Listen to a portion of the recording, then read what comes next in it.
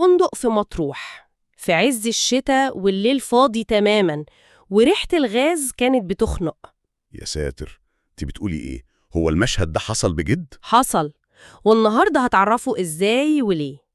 أهلا بيكم في خلف مسرح الجريمة. قضية النهاردة دي بجد مش هتصدقوها. تخيلوا معانا 6 من أكبر كتاب الروايات يتجمعوا في فندق مقطوع عشان يكتبوا أعظم رواية في التاريخ، بس بدل ما يكتبوا قصة بقوا هما الجثث اللي جوه القصة. ومفيش أي أثر للقاتل خالص، كأن الفندق نفسه هو اللي بيقتلهم، حاجة كده زي الكوابيس. في التحقيق ده بنوعدكم ب3 حاجات. أولاً، هتشوفوا جريمة الغرفة المغلقة الحقيقية بكل تفاصيلها المرعبة. ثانياً، هتشكوا في كل شخصية هنذكرها واحد واحد. وثالثاً، النهاية هتكسر كل توقعاتكم تماماً. طب بص، عشان نفهم الكارثة دي بدأت إزاي لازم نرجع لورا شوية. بالظبط، نرجع لفبراير 2016. فندق قديم جداً على بحر مطروح. في التوقيت ده من السنة المكان بيكون شبه مهجور، مفيش سياح، مفيش أي حركة. ريحة البحر مع البرد القارس بتعمل جو كده من العزلة التامة. مثالية جدا للبارانويا. بس مين اللي اختار يروح هناك أصلا؟ اللي جمعهم هو محمد غريب، ده مدير دار نشر. جاب عدنان المنسي، وده كاتب بوليسي مخضرم وعقله بيوزن بلد. ومعاه زوجته دنيا، ودي كاتبة فانتازيا خيالها واسع جدا. عشان يشتركوا في الرواية المجمعة، صح؟ ومعاهم 4 كتاب تانيين. جاد الهواري بتاع الروايات التاريخية، وكان جايب معاه بنته نادية عشان ترعاه لظروفه الصحية. وخالد عباس، وده كاتب رعب شاب وناجح جدا. وسلمى مجد بتاعة الرومانسي، ومحمود وائل في الخيال العلمي. مزيج غريب جدا الصراحة. يعني إزاي هتدمجي رعب مع تاريخ مع خيال علمي ورومانسي في قصة واحدة؟ ده تحديداً اللي خلى عدنان يرفض الفكرة في الأول خالص.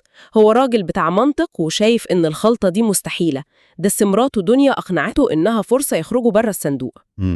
وكل كاتب فيهم استلم مفتاح أوضته، والباب اتقفل عليهم. دي نقطة العودة بقى. والليلة عدت بسلام، عشاء جماعي، نقاشات مثقفين وضحك، وكل واحد دخل أوضته ينام عشان يبدأ شغل الصبح.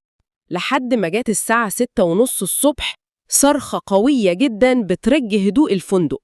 أوف، صرخة مين دي؟ عدنان صحي مفزوع وجري على مصدر الصوت. كانت أوضة سلمى. لو الموقف ده حصل معاكم هتعملوا إيه؟ حاسين بقلبكم وهو بيدق دلوقتي؟ المشهد جوه الأوضة كان قاسي.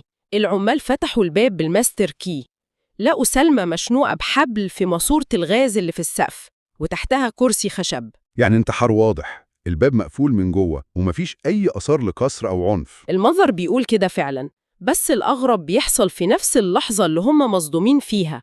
موظف الاستقبال بيجري عليهم وهو بيترعش. في إيه تاني؟ بيقول إنه بيخبط على أوضة جاد الهواري بقاله فترة ومفيش أي رد، والباب مقفول بالترباص من جوه. طب ما يمكن نايمين تقيل. كسروا الباب، وأول حاجة ضربت في وشهم ريحة غاز بشعة.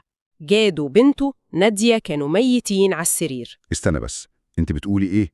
ده معناه ان ال3 انتحروا في نفس الليلة في نفس الفندق؟ بالظبط، وده اللي هيصدمكم. بعد الصدمة الأولى، عقلية عدنان الكاتب البوليسي بدأت تشتغل، وافتكر تفصيلة واحدة من أوضة سلمى. فاكر الكرسي الخشب؟ الكرسي اللي تحتها ماله؟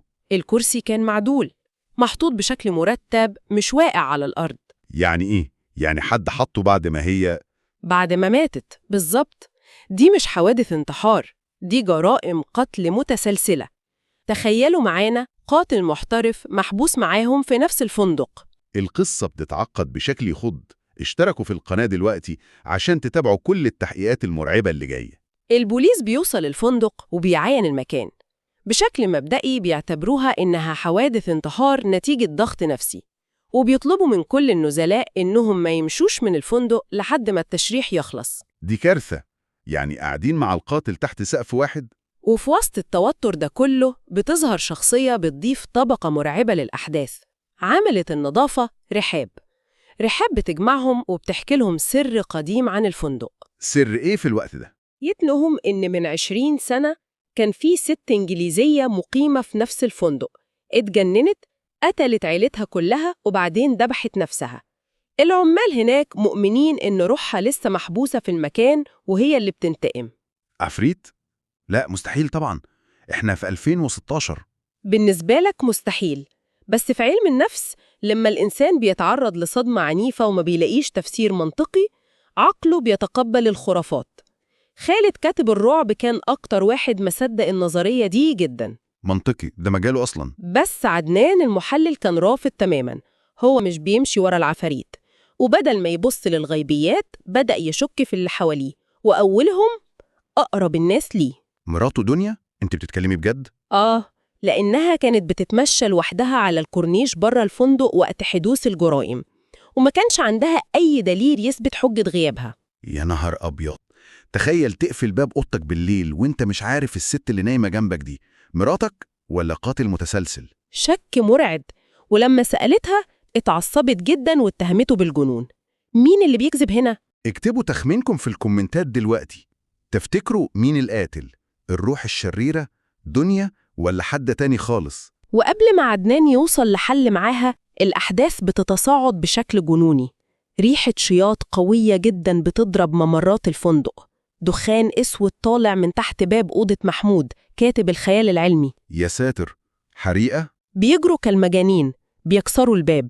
النار كانت واكلة الأوضة كلها، طفوها بصعوبة، بس بعد ما الدخان هدي لقوا جثة محمود متفحمة بالكامل على السرير. التحول ده غريب جدا، يعني الجرائم اللي فاتت كانت هادية، شنق وغاز عشان تبان انتحار، ليه النار دلوقتي؟ القاتل ما سابش وراه أي دليل، النار مسحت كل حاجة، وده خلى الرعب يوصل لأقصاه.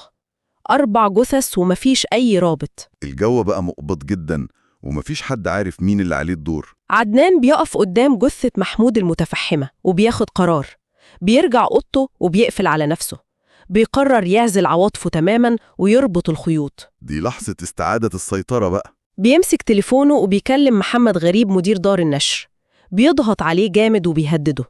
وهنا بيكتشف مفاجأة قلبت الموازين. ايه هي؟ في ممول مجهول، رقم خاص هو اللي دفع كل تكاليف الإقامة والنشر، وهو اللي حط شرط صارم إن الرواية لازم تتكتب في الفندق ده بالذات وفي التوقيت ده من السنة. الممول المجهول ده هو القاتل أكيد، ده شخص مرتب لكل حاجة من شهور. عدنان بيفهم اللعبة، بيطلب من خالد كاتب الرعب إنه يجي أوضته، ولما خالد بيدخل عدنان بيبدأ يوجه اتهامات لمراته دنيا قدام خالد. ليه يعمل كده؟ عشان يطمنه، يخليه ينزل دفاعاته ويحس إنه انتصر وخطته ماشية تمام.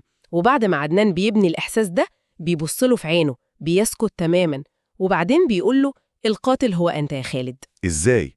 أنت متخيلة الصدمة؟ إيه الدليل اللي خلاه يقول كده؟ الأدلة كانت زي المشرط. أولاً، وقت حريقة أوضة محمود خالد نزل جري من سلم جانبي شمال وراح على الأوضة مباشرة من غير ما حد يقوله مكان الحريقة فين. كأنه كان عارفها قبل ما حد يتكلم. ثانياً، خالد كان بيعرق بغزارة ووشه أحمر في عز التلج، ده ما كانش من الجري، ده لأنه هو اللي ولع النار بنفسه وكان لسه خارج من الأوضة. أدلة قوية فعلا. طب وجاد وبنته نادية، الأوضة كانت مقفولة بالترباص من جوه، دي عملها إزاي؟ ده اللي عدنان فككه ببراعة. خالد راح أوضتهم كزميل بيطمن عليهم، حط منوم قوي جدا في عصير أو أكل، شربوا وبدأوا يدوخوا. دخل الحمام، فتح الغاز، وهو خارج عمل حركته الشيطانية. عمل إيه؟ طلب من نادية وهي دايخة إنها تقوم وتقفل الباب وراه بالترباص، بحجة إن الفندق أمانه ضعيف ولازم تحافظ على أبوها. البنت قفلت الباب من جوه ونامت وما قامتش تاني. يا لهوي على الدماغ، ده استخدم قفل نفسي مش قفل مادي. بالظبط، واختياره للفندق ده بالذات ما كانش صدفة، مفيش كاميرات، وهو الوحيد اللي كان دارس أسطورة الست الإنجليزية اللي قتلت عيلتها زمان في نفس المكان. يعني استخدم القصة كغطاء عشان يلبس التهمة للعفريت ويبعد الشبهات عنه. عدنان شرح كل ده لخالد، بس اعتراف مجرم بالذكاء ده بيحتاج ضغط. عدنان لعب معاه بوكر نفسي. إزاي؟ كذب عليه، قال له بمنتهى الثقة إنه كلم حد في شركة الاتصالات وجاب بيانات صاحب الرقم المجهول اللي مول المشروع، وقال له إن الخط طلع متسجل باسمك يا خالد. أوف، رمى طعم تقيل قوي. خالد انهار، ملامحه اتغيرت وبدأ يضحك بسخرية مجنونة واعترف بكل حاجة. ولما عدنان سألوه ليه عملت كده ما بررش، طلع مسدسه ووجهه ناحية عدنان عشان يقتله. يا ساتر، وعدنان عمل إيه؟ ضغط على الزناد، بس المسدس طلع صوت كليك فاضي، مفيش رصاص. عدنان كان مفضي المسدس؟ كان سايق الرصاص من مسدسه قبل المواجهة دي بكام ساعة، والمفاجأة الأكبر، دنيا مراته كانت مستخبية في الحمام وبتصور كل حاجة فيديو، والبوليس كان على الباب وسامع كل ده. نهاية مش ممكنة، بس السؤال الأهم هنا ليه؟ إيه اللي يخلي كاتب شاب وناجح يعمل مجزرة زي دي في زملائه؟ الدافع ده هو أرعب حاجة في القضية. خالد ما عملش كده عشان فلوس ولا انتقام، عمل كده عشان يكتب أعظم رواية رعب حقيقية في التاريخ. يعني كان عايز يقتلهم كلهم؟ كان عايز يقتل الكل ويسيب كاتب الجريمة اللي هو عدنان يتجنن وهو بيحاول يحل اللغز ويفشل، وفي النهاية خالد يبقى هو الناجي الوحيد اللي هيكتب التاريخ وتضرب مبيعاته السما. دي حالة تضخم نرجسي وانفصال تام عن الواقع. طب يعني إيه بالعربي عشان المستمعين يكونوا معانا في الصورة؟ بصي، ده اللي بنسميه عقدة الإله. عقلة أقنعته إنه حرفياً إله جوه القصة، من حقه ينهي حياة الشخصيات الحقيقية عشان يخدم حبكة الرواية اللي في دماغه. هو مش بيشوف دم، هو بيشوف حبر. الغرور بيعمل بصيرة. الدرس من قضية النهاردة إن أحياناً عقول البشر اللي بنشوفهم كل يوم بتكون أرعب بكتير من أي عفريت أو شبح في القصص. حقيقي جداً.